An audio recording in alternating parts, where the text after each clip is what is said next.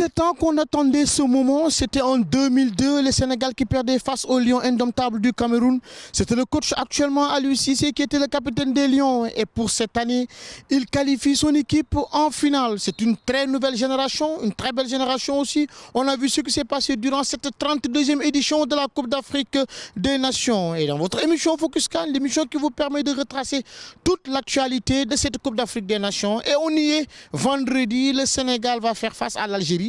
Et pourtant Algérie ñoom la ñu dajaloon suñ deuxième match ci poule C bi suñ ko waxoon kenn du ko gëm ñaari équipe yi bokk même poule doon football fii nga xamante ne moom mooy 30 juin ñoom ñooy daje fële ca Caire vendredi 19 pour cette finale nouvelle formule de la Coupe d'Afrique des Nations pour cette 32e édition. Au sommaire de ce numéro. Au sommaire dinañ ñëw ci conférence de presse Aliou Cissé bi après match ñëw aussi ci résumé match bi on a trouvé des Sénégalais tey lendemain match fii nga xamante ni moom mooy stade annexe 30 juin bi ñëwaat nañ ci victoire équipe nationale bi un sacre tant attendu daanaka moom la ñuy xaar boobu ba tey ñoom itam laaj nañ leen seen avis wax nañ ñu naka lañ gisee li nga xamante ni moom mooy qualification équipe nationale Sénégal bi entre temps suñu benn grand suñu benn xarit notre doyen mun nañ ko Khalifa Babacar Ndiaye génne livre il y a presque un mois avant Coupe d'Afrique bi moom ci boppam ñu ngi ko doon décorer fële nga xamante ni mi moom mooy AIPS moom ten dinañ ci ñëwaat loolu noonu yëpp tey moom ngeen nar a am ci seen biir émission Focus CAN. demi-finale match de coupe la ama match ku man jour boobu moom mooy gagné du amul favori amul outsider match de coupe la daal da nga koy engagé pour gagner ko quoi. parce que équipe bi ñu gis joueur déterminé mi journaliste yi tamit kazalika ak fédération ñëpp a ngi ànd nekk benn fii jàppalante daal bu baax a baax a baax. parce que li ma gis daal dal na sama xel daal bu soobee yàlla dal na sama xel yaakaar naa ni yàlla dañ ci jéene bañ dem final ba yàlla may ñu coupe bi ñu yóbbu ko enfin yóbbu ko Sénégal ñun ñëpp àndandoo mbooloo ñun ñëpp yoo wàccee Sénégal ak coupe bi feete ko. compétition dafa am ñiy fay ak ñi dul fay lu ñuy wax non holder rights ak holders yi mooy ñi nga xam dañoo fay boo fayee match bu la neex dem sa équipe joué ak sa équipe ñàkk joué moo ci yem boo fayul. c'est match équipe ngay dem beneen match mën ngaa dem bu fekkee ni affaire yi passé des na c'est aussi simple que ça ñun tey woo nañu ñëw nañ bon gis nañ lu fi musul am parce que bu njëkk ba dañ doon am zone mixte boole ko ak conférence de presse tey gars yi changé nañ ko donc pour man loolu amul problème bon après tey match demi-finale la ndax yeneen chaîne yëpp yi nga xamante ni dañuy jënd droit yi même bu fekkee ni seen équipe toog nañ dañuy ñëw pour couvrir match bi pour am dara lu ñuy mën a jox seen téléspectateur loolu ñun ñoo ko comprendre bu baax mais loolu la mbir di doxee. pronostic bi nag du yomb parce que nit ñi dañuy tàmm di wax Sénégal mooy favori mais je pense que à ce stade de la compétition fi ñu toll nii wax ay waxu favori du nekk loo xamante ni dafay yomb même si sax bu fekkee ni dañ ni gaynde yi nañu dëggal li nga xamante ni moom nañuy wax ci papier yi. yaakaar naa ne nag dina doon match boo xamante ni bu métti lay doon bu ñu xoolee dans le passé bi moo nar a nekk juróom-bendeel bi yoon Sénégal ak Tunisie di daje ci phase finale Coupe d'Afrique des Nations loolu lu am solo la te gis nañ ci ñaar yooyu tamit ku ci nekk da ngaa daan sa morom benn yoon li ci des yëpp ay match tembo la waaye nag Sénégal ba muy daan 2-0 la daanoon Tunisie daan 1-0 yaakaar naa ni Sénégal war na mën a làbbaliwaat tey jii on a les moyens qu'il faut on a les armes qu'il faut pour aller à la finale pourquoi pas bi nga xamante ni depuis 2002 ba léegi ñu ngi koy wax. Match extraordinaire Aliou Cissé face à Giresse, je dirais même 11 valeureux Lions face à 11 valeureux Tunisiens. Hier ça a été un match extraordinaire au stade du 30 juin, un suspense total, 2 pénaltys ratés que ce soit du côté tunisien que du côté sénégalais et aussi balle de barre Youssouf Koulibaly ak li nga xamante ni bii nii moom mooy VAR bi. Ils se sont tressés des lauriers, je parle de Aliou Cissé et de Alain Giresse, ils se respectent parce que Aliou moom la remplacé. Il a même dit que ni il a demandé des conseils pendant plusieurs heures ak nga xamante ne moom mooy Giresse comment il voyait le groupe mooy bi mu koy yore di ko bàyyi cadre yi nga xamante ne ñoo la fekkoon cadre yooyu tey mën nañ ci citer ku ci mel ni Lamine Gassama ku ci mel ni Sadio Mané naka la ñu yore ci équipe bi. On voulait suivre la conférence de presse d'après-match Aliou Cissé, Alain Giresse. Les joueurs cette année j'ai senti leur motivation, j'ai senti qu'ils voulaient faire quelque chose et je crois qu'ils voulaient le faire ensemble, pas individuellement, même si par moments quand on ne joue pas, on n'est pas toujours heureux, mais je crois que c'est cette solidarité-là qui reflète aujourd'hui sur cette nouvelle équipe du Sénégal. Il n'y a pas d'état d'âme, les garçons travaillent, donc tout ce qu'on leur propose, même s'ils font la gueule, ils le font. Et je crois que pour gagner, c'est ce chemin-là qu'il faut prendre. Le charme du football, cette excitation, c'est indécis, vous maîtrisez rien du tout à un moment donné. Il ne s'agit plus de tactique, il ne s'agit plus de technique, ce sont des hommes à un moment donné qui sont sur le terrain.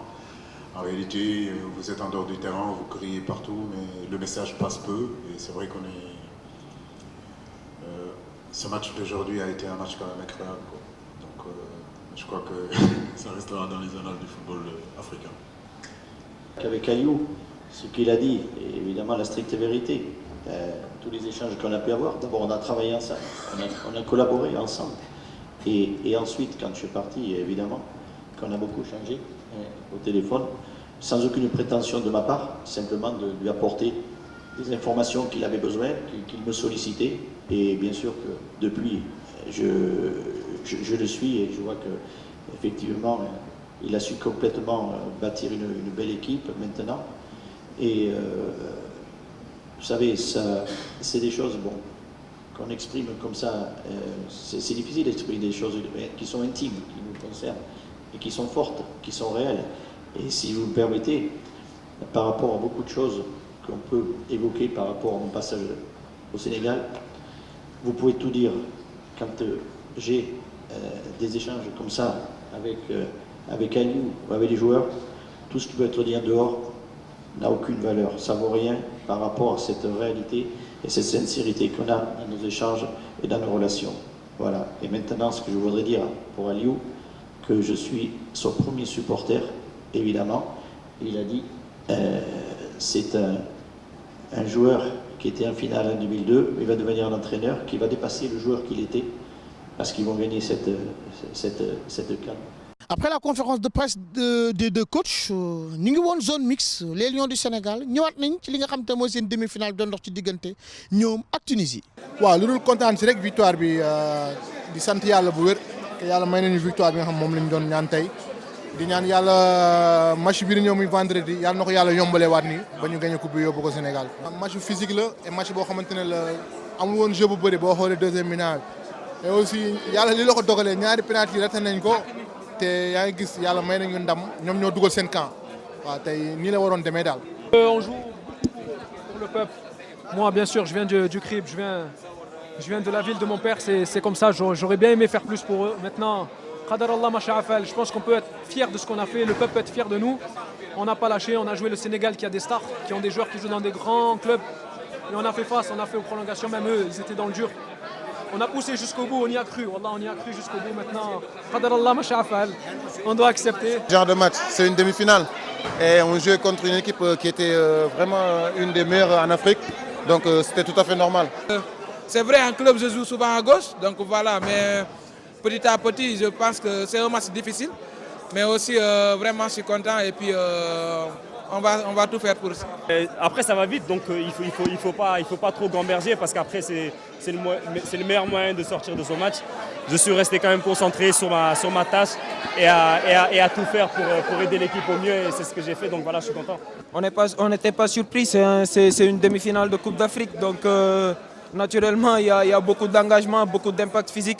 Mais Dieu merci, on est sorti victorieux de ce match. Donc on est très très content. Une finale de Coupe d'Afrique, je pense que quel que soit l'adversaire, ça va pas être facile. Mais à nous de répondre présent et de tout faire pour la gagner. Lendemain match ñu ñëw fii ci stade annexe 30 juin bi quasi totalité des joueurs ñëwuñu parce que ça se comprend nag Aliou noonu lay tàmm di def mais bii sax dafa gën a tax lu tax mu am mooy joueur dañu joué dem prolongation ñenn ñi ñu ngi fële massage bi récupération bi yooyu daf ci am Aliou tey quelques jours la indi gis ngeen li nga xamante ne moom mooy séance d'entraînement bi mais dañ ci profité waale jotaale ay supporters ñoo xamante ni bii nii ñëw nañ gunge équipe nationale du Sénégal ñu gën leen xamee ci 12e Lion mais ñii nag dafa nekkoon ay supporters yu un peu spécial ndaxte fu ne la ñu jógee du Dakar rek Fatick Tambacounda fu ne dañ leen di bàyyi ngeen déglu supporters yooyu ñëwoon fii tey ci stade 30 juin yi ñëw dooleel gaynde Sénégal yi. mbégte bu rëy laa am parce que tey jii lii dafa nekk histoire muy histoire boo xam ne dafa neex a dund parce que ku xam histoire xam Égypte relation historique yi mu am ak Sénégal ñëw fi joué ci Coupe d'Afrique historiquement depuis 17 ans Sénégal accédé wul finale ñu ñëw. Sénégal accédé finale avec la manière loolu day nekk mbégte bu rëy parce que boo nekkee témoin de l'histoire ci moment yi da ngay am mbég di profito nag di jaale waa Sénégal yëpp ci un homme d'État un diplomate un homme de cœur bi nga xam ne moom moo génn àdduna muy le secrétaire général du parti socialiste Ousmane Tanor Dieng di wax ne tamit waa Sénégal ñu ngi leen di jaajëfal di leen gërëm di leen sant parce que ci mobilisation bi nga xam ne def nañ ko bi équipe nationale ñëwee Caire ba tey. message bi ma leen di lancer mooy nañ mel démb ak barke démb nañ continuer di ko mel loolu mooy lan mooy xol yi ànd parce que ni xol yi àndee nii loolu moo waral ndam yii ñuy am nii tant que xol yaa ngi ànd rek incha allah ndam la ñuy am loolu rek laa leen di ñaan ñuy redoubler d'effort que ne nañ gën a boole xol yi ñaan yi nga xam ne moom lañ doon def ñu continuer di ko ñaan la. football daal dafa nekk loo xam ne dafa doy waar raté ay penalty day am ci football. Je ne vous le cache pas, en toute sincérité, j'étais serein. Bien vrai qu'il y a eu 2 penaltys ratés, tant au niveau de la Tunisie qu'au niveau du Sénégal. Mais l'essentiel, moi, on pouvait gagner la Tunisie. J'ai vu qu'on a une bonne équipe. Et ce qui est sûr et certain, s'il continue dans ce lancée-là, on va ramener la coupe au Sénégal. Bon, Aliou, c'est que au Sénégal, les gens aiment tout. Il y a 15 millions d'habitants, il y a 15 millions de coachs. Donc c'est ça, moi, je sais qu'il est à la hauteur et on l'encourage et on lui dit, allez, fonce, parce que et ensuite on croyait plus aux techniciens européens, étrangers qu'aux Sénégalais. Donc fierté pour nous techniciens de voir un Sénégalais nous équipe fort donc on est de tout cœur avec lui et on lui souhaite beaucoup de chance pour cette finale-là. Gars, je ne bu bëggee Dakar ku yegg daanu man wóor na ma ne coupe bi dañ koy jël depuis Fatick laa ko gëm ci kattani suñu borom yàlla mën nañu ko may man je crois en Aliou Cissé gëm naa ko parce que ku dem ba niveau mondial dem ba quart de finale ñu teg la toka nga dóor yenn équipe yi foog naa ne bu nit ñi waxee xamoo football dañuy wax loo xamante ne sincèrement ànduma ci quoi je crois à Aliou Cissé te gëm naa tamit footballeurs yi joueurs yi fi nekk yëpp niveau bu ñu am vraiment sincèrement niveau bu élevé la ñëpp a ngi jouer en extérieur te capable nañ ko affaire bi jom rek la fulla ak fayda